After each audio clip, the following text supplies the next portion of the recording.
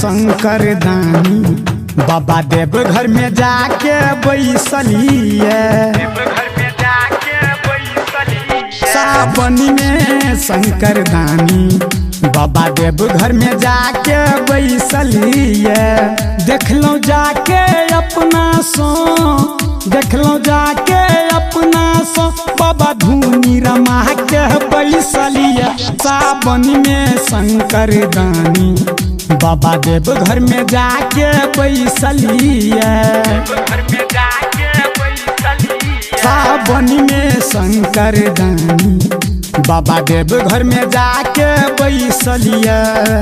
देखलो जाके अपना सो, देखलो जाके अपना सो बाबा धुनी रमा के बैसलिए। सावन में शंकर दानी बाबा देव घर में जाके बैसलिए।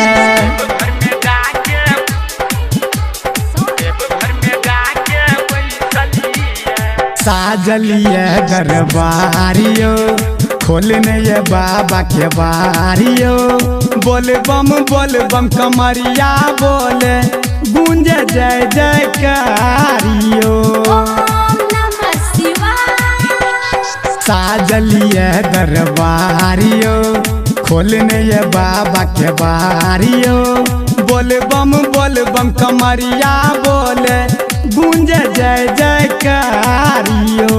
कंधा कमर लियो उठा एक बेर जाके देखियो भाई गौरा मैया संग में विराजलिया। सावन में शंकर दानी बाबा देव घर में जाके बैसलिए।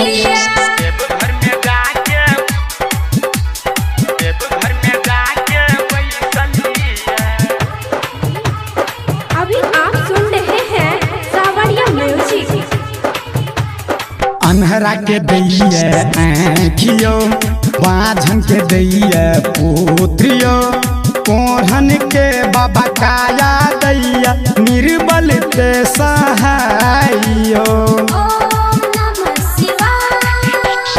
अन्हरा के दैये आँखियो बाझन के दैये पुत्रियो।